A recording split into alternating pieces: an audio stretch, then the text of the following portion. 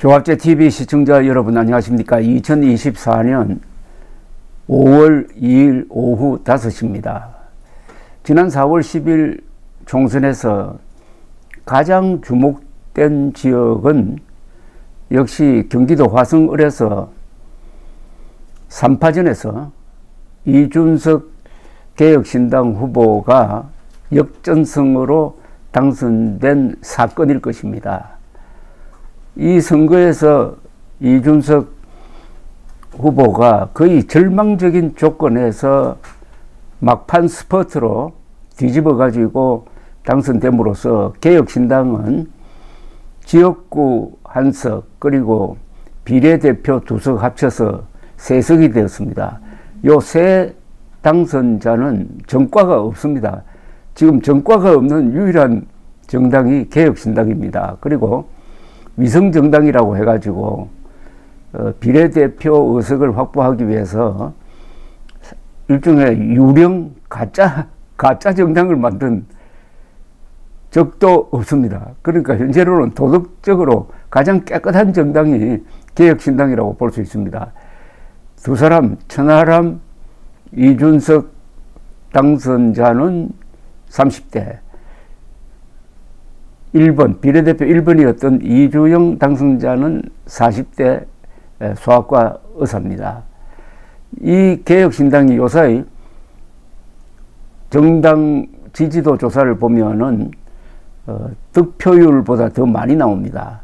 득표율은 3.5% 정도 되었는데 요새 지지율이 5%, 6% 나오고 있습니다. 벌써 2027년 대선에서는 이재명 대 이준석 대결 구도로 가야 한다. 그렇게 되면은 이게 정치 교체, 세대 교체라는 시대적 주제가 만들어지면은 오히려 이준석, 그때 가면 42살인데 이준석 후보가 유리할지 모른다는 아주 정치적 상상력을 발휘하는 사람들도 있습니다. 그러는 과정에서 이준석 후보의 선거운동이 계속 화제가 되고 있습니다. 선거운동 영상을 보면서 감탄하는 사람들이 많습니다. 저도 선거운동 영상을 보면서 야, 이거는 한국의 새로운 정치 문화, 새로운 선거 문화를 만들었다. 선거운동은 이렇게 하는 것이구나.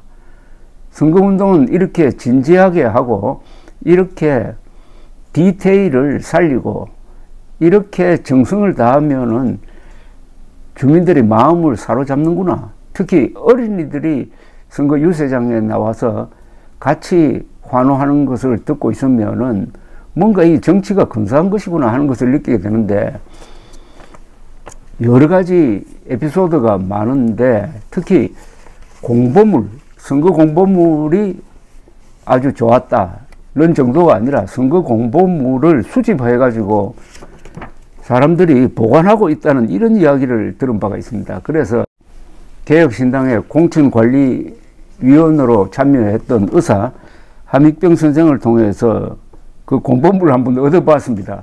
그걸 제가 소개를 해드리려고 합니다. 이게 수집품이 되고 있다는 겁니다. 바로 이 공보물입니다.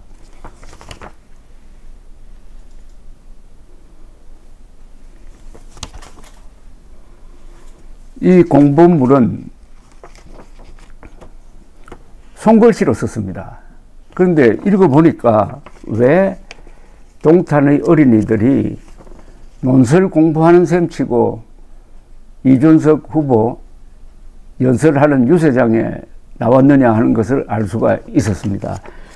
이 공보물의 문장은 그리고 그 구성은 그리고 그 내용 선택한 어휘 등등은 이게 아주 모범적인 논술입니다. 이게 바로 논술입니다. 맨 첫 장에는 후보자 정보 공개 자료가 나오고 여기 재산 상황 19억 2,700만 원으로 나옵니다. 병력 사항에서는 육군 이병, 계급이 육군 이병입니다. 복무 만료, 관료하고 복무 만료. 산업요원으로 뽑혀가지고 대체 복무를 했습니다. 그리고 특이한 게 후보자 전과 기록에 아무것도 적혀 있지 않습니다. 이 공보물은 첫 장부터 끝까지 이준석 후보가 자기 이야기를 쓴 겁니다. 여기는 다 자기 체험이 들어 있습니다. 그리고 자기가 조사한 게 들어 있습니다. 이건 남의 이야기가 없습니다. 이게 바로 한 사람이 무슨 일을 하든지 자기 중심으로 한다는 거죠. 그게 주체성이죠. 내일을 준비하는 동탄이 당신을 빼놓지 않도록 동탄 주민들께 올리는 글, 이렇게 되어 있습니다. 첫 장은 사랑하는 동탄 주민 여러분 안녕하십니까, 이준석입니다 라고 시작되는데 이렇게 되어 있습니다. 제 정치의 새로운 도전을 동탄에서 시작한 이후 동탄 구석구석을 돌며 주민들을 만나 뵙고 있습니다. 지난 한 달여 기간 동안 많이도 뛰어다녔습니다. 광비콩과 문디벨, 신주거까지 지역에서 통용되는 표현이 익숙해져 가고 있습니다. 동탄대로의 신호가 조금 더 잘 연동되어서 작동하기를 바라고 광역버스가 경부 고속도로에서 왜 최고 속도로 달리지 않는지 답답해하며 해법을 찾기 시작했습니다. 잘 조성된 계획도시에 부족한 것이 없어 보이기도 하지만 외람되게도 동탄의 앞에는 희망과 함께 위기와 우려도 공존하고 있습니다. 조금만 삶의 구석구석으로 침투해 보면은 정치가 풀어야 할 일이 참 많은 동네가 바로 동탄이라고 느낍니다. 동탄은 꾸준히 성장해야 합니다. 동탄이 지금 성장과 도약을 멈춘다면 다른 2기 신도시들과 같이 베드타운으로 머물 수도 있습니다. 이준석이 동탄의 국회의원인 것이 시민 여러분의 자랑이 되도록 하겠습니다. 이런 식으로 이제 인트로덕션이 시작되는데 벌써 동탄의 문제점을 샅샅이 꿰고 있습니다. 한 2달 남짓 선거운동을 했는데 어떻게 이렇게 동탄 지역에 대해서 자세하게 알게 되었는지 하는 감탄을 하지 않을 수가 없습니다. 디테일에 악마가 있다고 그러는데 무슨 일을 하든지 디테일에서 그르치면은 전체가 다 흔들린다 하는 것을 알 수 있는 게 요사이 윤석열 대통령이 디테일 없이 2,000명 의과대학 정원 늘리기를 밀어붙이다가 지금 의료 대란을 일으킨 걸 보면은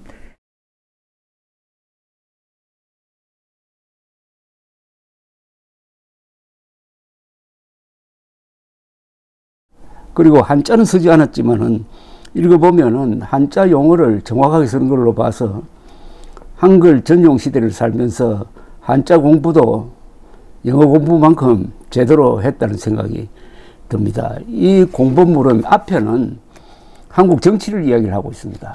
그 다음에는 이 화성을, 즉 동탄 지역의 문제를 하나하나 구체적으로 파고들면서 이걸 읽으면은 동탄 주민들은 자기보다 몇십 년 여기 산 사람보다 훨씬 더 많이 아는구나 라고 생각하게 될 것입니다.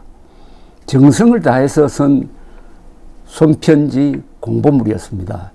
이게 동탄 주민들의 마음을 돌려놓는데 큰 역할을 했고 그 다음에 유세를 통해서 말로서, 이제는 글로서가 아니라 말로서 사람들을 변화시키고 생각을 바꾼 거죠. 그 지역은 어떻게 보면은 민주당의 텃밭입니다. 다만 전국에서 가장 유권자의 연령대가 낮다고 그럽니다. 아마 30대가 주력일 것이고 주변에 삼성, 현대와 관련된 회사가 많아가지고 우리나라에서 초인류 회사의 직원들이 많이 사는 곳이죠. 바로 거기에 기대를 걸고 풀 배팅을 한 무박 48시간 막판 유세까지 포함해 가지고 그런 걸 다 종합해 보면은 이제 앞으로 선거에 출마할 사람은 이번에 이준석 후보의 연설을 벤치마킹 해 가지고 아마 참고로 하면은 틀림없이 달라질 겁니다. 그런 점에서 이준석 후보의 이 선거운동은 한국 정치를 바꿀 수가 있습니다. 개혁신당은 만들어지는 과정에서 아주 신속하게 만들어졌어요. 그리고 온라인 중심으로 만들어졌습니다. 당원 모집도 온라인을 통해서 하고, 그것도 빨리 하고, 아마 당원이 한 6만 명 될 걸로 봅니다만 다 회비내는 당원이고, 저비용 고효율, 아주 경쾌한 정치를 하겠다고 했는데, 저는 이 경쾌한 정치가 유쾌한 정치가 될 수 있다고 생각합니다. 요 앞에 정치에 관해서 쓴 부분을 제가 한번 소개를 해드리겠습니다. 동탄의 미래에 대해서 제가 하고 싶은 구체적인 공약들을 풀어놓기 전에 정치에 대해서 말씀 올리고 싶습니다. 아무리 정치 현실이 시궁창이라 하더라도 동탄의 미래를 풀어내기 위해서는 이 정치의 엉킨 실타래를 풀어내는 것도 중요합니다. 정치라면 환멸을 느끼실 분들이 많습니다. 그래서 저는 저를 선택해 주시면 정치를 확 바꾸겠다고 말하는 공허한 구호보다는 제가 27살에 정치권에 들어와서 내부 사정을 들여다보고 느꼈던 소회를 말씀드리고 싶습니다. 한 정치 원로가 저에게 세상이 원하는 대로 바뀌는 사람은 정치꾼이고 세상을 좋은 방향으로 이끌면 정치인이라고 말씀하신 적이 있습니다. 대중영합적인 사람이 되기보다 고독하더라도 용기 있는 리더가 되라는 조언이었습니다. 그 원로의 사려 깊은 말씀대로 정치하고자 애썼습니다. 정치꾼이 아니라 영속적인 변화를 만드는 정치가가 되고 싶었습니다. 저는 이 문단이 아주 근사하다고 느껴집니다. 이 문단이 많은 걸 담고 있습니다. 이 문단에 한 정치 원로가 저에게 세상이 원하는 대로 바뀌는 사람은 정치꾼이고 세상을 좋은 방향으로 이끌면 정치인이라고 말씀하신 적이 있습니다. 세상을 바꾸겠다는 겁니다. 대중영합적인 사람이 되기보다 고독하더라도 용기 있는 리더가 되라는 조언이었습니다. 그 원로의 사려 깊은 말씀대로 정치하고자 애썼습니다. 정치꾼이 아니라 영속적인 변화를 만드는 정치가가 되고 싶었습니다. 영속적인 변화를 만드는 사람이 바로 위대한 정치인입니다. 이 영속적인 변화는 제도를 바꾸고 제도를 만들어야 합니다. 바로 이승만, 박정희 같은 사람이 그런 지도자죠. 그런 지도자가 되고 싶다는 이야기입니다. 대가는 혹독했습니다. 임기 초 윤석열 대통령에게 소리 높여 할 말하고 그에 따른 가혹한 정치적 탄압도 생생히 겪었습니다. 온갖 모욕과 낙인을 마주해야 했습니다. 모두가 이 꼴 당하기 두려워 권력에 굴종하는구나 절감했습니다. 그러나 다행히 부러지지 않고 살아남았습니다. 그 과정에서 상처도 났지만 여전히 저 행보를 인정해 주시고 지지해 주시는 분들이 적지 않음에 과분한 마음으로 새로운 도전에 나섭니다. 2022년의 대통령 선거와 지방선거를 거치며 정치에 대해 큰 회의감과 좌절을 맛보았습니다. 비록 제가 당대표로 지휘해서 이긴 선거들이지만은 그 선거를 통해 대한민국이 어떤 시대적 과제들을 다루었고 해결했는지 납득하기 어렵습니다. 송구한 말씀입니다. 그 두 번의 선거는 대장동 개발을 둘러싸고 윤석열 후보와 이재명 후보 중에 누가 더 나쁜지를 가리는 치킨 게임이라 치러졌습니다. 치킨 게임처럼 치러졌습니다. 미세한 표차로 승자와 패자는 갈렸지만 국민께서 얻은 것은 하나도 없었습니다. 윤석열 대통령과 이재명 대표의 경제 공약, 저출산 공약, 교육 공약이 무엇이었는지 기억나시는지요? 저는 이번 국회의원 선거도 마찬가지로 윤석열, 이재명 두 선택지를 둔 킬러 문항으로 끝나서는 안 된다고 생각합니다. 그저 두 정치인과 그 뒤를 따르는 무리들이 한 시절 권력을 얻고 감투를 쓰는 복마전입니다. 국민의힘은 산업화를 표방하는 정당이지만은 산업화와 아무 관계가 없는 정당이 되었습니다. 경제는 보수가 잘한다는 믿음이 있던 때도 있었습니다. 적어도 실물 경제를 경험했고 허황된 정책으로 국민을 호도하지는 않는다는 신뢰가 있었습니다. 그러나 지금 국민의힘은 탐욕만 남은 정치 집단입니다.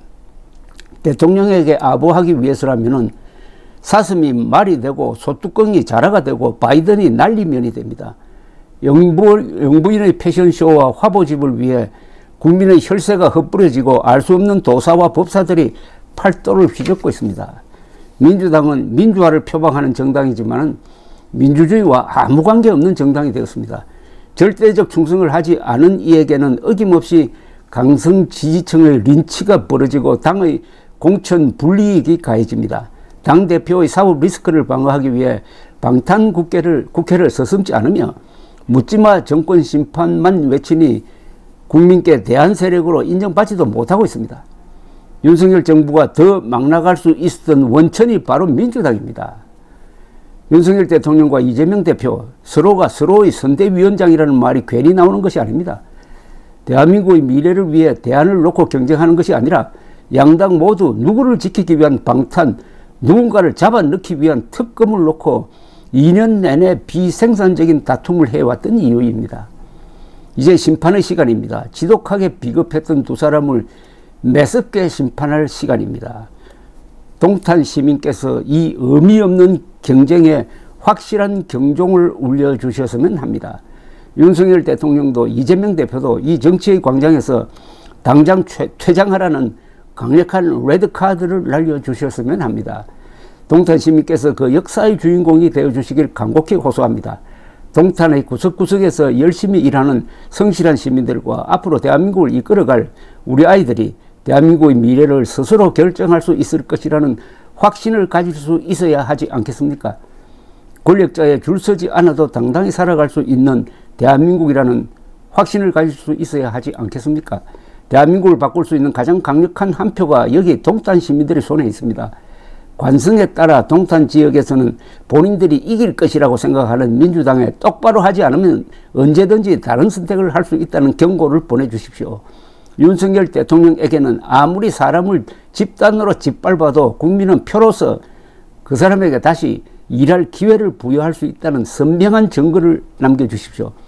민심의 힘으로 대통령과 다시 한번 맞설 수 있는 용기를 심어줄 수 있다는 분명한 표상을 남겨주십시오. 동탄 주민께서 이준석에게 주시는 한 표는 가장 효능감 있는 한 표가 될 것입니다. 윤석열 대통령과 이재명 대표 모두에게 던지는 강력한 심판의 한 표가 될 것입니다. 그렇게 동탄 시민들의 한 표는 이번 22대 총선에서 가장 용기 있고 특별한 한 표가 될 것입니다. 이 마지막 문장, 그렇게 동탄 시민들의 한 표는 이번 22대 총선에서 가장 용기 있고 특별한 한 표가 될 것입니다. 즉 이준석을 당선시킨 동탄 시민들이 진짜 한국의 정치 1번지 시민답다 하는 이런 이야기죠. 이준석 후보는 항상 동탄 시민들의 자부심에 호소하고 있습니다. 그게 먹혀들었다는 거죠. 제가 이렇게 읽어드리면서 여러분들도 느꼈을지 모르지만은 이준석의 이 문장은 리듬감이 있습니다. 그래서 읽기에 좋아요. 그것은 문장력이 아주 타고났다는 이야기입니다. 제가 읽어드린 이 이야기는 최고의 논설입니다. 그것도 정치를 경험한, 또 선거에 나와서 3번이나 낙선한 사람만이 알 수 있는 뭔가가 있습니다. 큰 정치인이 되려면 꼭 낙선을 경험해야 됩니다. 지금 국민의힘이 어디에 문제가 있느냐? 경상도 출신 국회의원들은 한 번도 낙선한 적이 없는 사람들이 많아요. 그러면 정치의 한 면밖에 모릅니다. 낙선해야 얼마나 주민들의 한 표 한 표가 소중한지, 자신의 몸가짐을 어떻게 해야 되는지를 알 수가 있죠. 오늘날 이준석 후보가 이렇게 큰 정치인이 되는 길을 달릴 수 있게 된 것도 3번 낙선하고 당대표 자리에서 아주 비참하게 쫓겨나는 그런 경험을 한 덕분입니다. 지금 이준석이라는 한 큰 정치인, 미래의 지도자가 자라고 있다는 것을 이 얇은 공본문을 통해서 알 수 있게 되었습니다. 이 공본문의 맨 뒤에는 이렇게 되어 있네요. 이번 총선에서 가장 값진 한 표는 동탄의 한 표, 이준석입니다. 윤석열 대통령과 김건희 여사를 심판할 수 있는 한 표, 이재명 대표의 큰 승리를 저지할 수 있는 한 표, 동탄의 문제를 전국적 이슈로 만들 수 있는 한 표, 이준석 7, 이렇게 되어 있습니다. 감사합니다.